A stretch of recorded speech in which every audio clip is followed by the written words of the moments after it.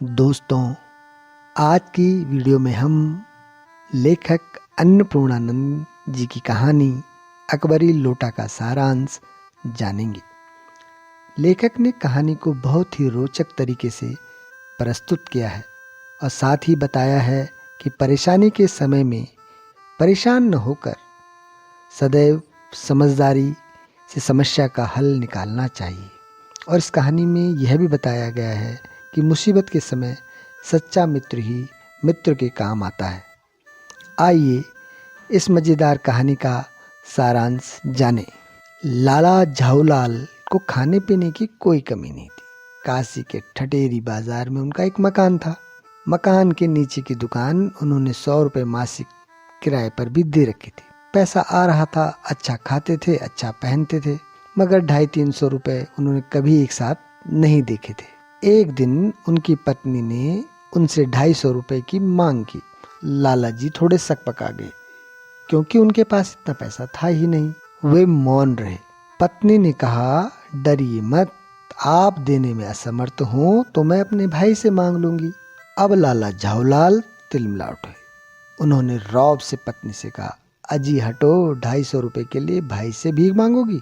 मुझसे ले लेना। पत्नी ने कहा, मुझे इसी जिंदगी में चाहिए। अजी इसी सप्ताह ले लेना। लाला झाऊलाल ने प्यार से पत्नी से कहा। सप्ताह से आपका तात्पर्य 7 दिन से है या 7 वर्ष से? पत्नी ने ताना मारते हुए कहा।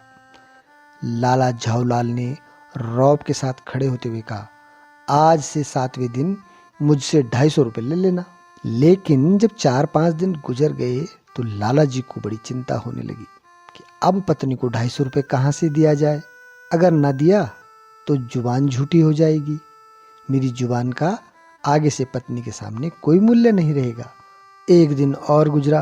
5वें दिन घबराकर उन्होंने पंडित बिलवासी मिश्र को अपनी विपदा सुनाई। संयोग से बिलवासी जी का भी हाथ तंग चल रहा था। उनके पास भी पैसे नहीं थे, पर मिश्र जी उनके मित्र थे, इसलिए उन्होंने कहा कि भाई मेरे पास तो नहीं है, मैं कहीं से लाकर आपको दे दूंगा। अगर कल शाम तक कहीं से पैसे मिल गए तो मैं आपके घर देने आ जाऊंगा। लाला झाऊलाल जी सोच रहे थे, कल आखिरी दिन है, यदि पत्नी को पैसा न दिए तो बड़ी बेइज्जती हो जाएगी, स्त्री के सामने कोई इज्जत न रह जाएगी।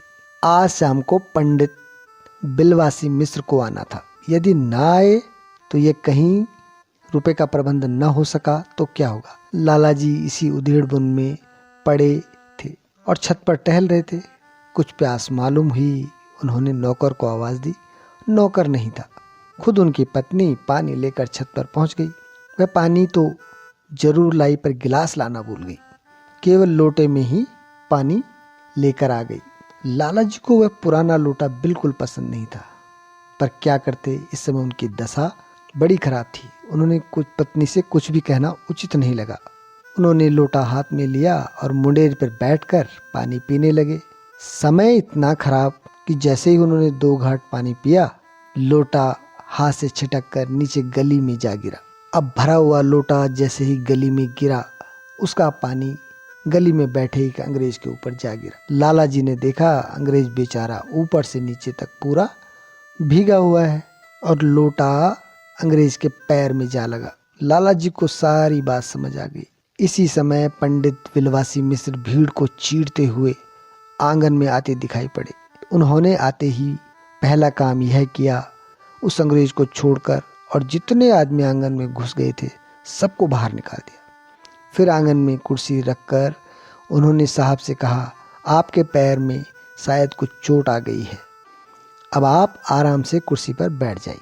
अंग्रेज साहब बिलवासी जी को धन्यवाद देते हुए बैठ गए। लाला झाऊलाल की ओर इशारा करके बोले, आप इस शख्स को जानते हैं? मिश्र जी बोले, बिल्कुल नहीं, और मैं ऐसे आदमी को जानना भी नहीं चाहता जो निरीह राह चलतों पर लोटों से वार करे। मेरी समझ में ही नहीं आ रहा है इसने ऐसा क्यों किया। अंग्रेज साहब ने बिलवासी जी से पूछा, इस आदमी का क्या करना चाहिए? पुलिस में इस मामले की रिपोर्ट कर दीजिए, जिससे यह आदमी फौरन हिरासत में ले लिया जाए। बिलवासी जी ने कहा, पुलिस स्टेशन कहाँ है? पास ही, चलिए बताऊं। चलिए, बिलवासी जी ने कहा, अभी चला। आपकी इजाजत हो तो पहले मैं इस लोटे को इस आदमी से खरीद लूं। बिलवासी जी ने अंग्रेज से कहा। 50 रुपए तक इसके दाम दे सकता हूँ, बिलवासी जी ने लाला झाऊलाल से कहा। लाला झाऊलाल तो चुप रहे, पर साहब ने पूछा, इस रद्दी लोटे के आप 50 रुपए क्यों दे रहे हैं? जनाब, यह ऐतिहासिक लोटा है, मुझे पूरा विश्वास है यह वह प्रसिद्ध अकबरी लोटा है जिसकी तलाश में संसार भर के म्यूजियम परेशान है। यह बात है? अंग्रेज ने कहा। जी जनाब, 16वीं शताब्दी की बात है। बादशाह हुमायूं शेरशाह से हारकर भागा था और सिंध के रेगिस्तान में मारा मारा फिर रहा था। एक अवसर पर प्यास से उनकी जान निकल रही थी। उस समय एक ब्राह्मण ने इसी लोटे से पानी पिलाकर उनकी जान बचाई थी। हुमायूं के बाद अकबर ने उस ब्राह्मण का पता लगाकर उससे इस लोटे को ले लिया और उसके बाद उसके बदले में उसने इसी प्रकार के 10 सोने के लोटे प्रदान किए। यह लोटा सम्राट अकबर को बहुत प्यारा था।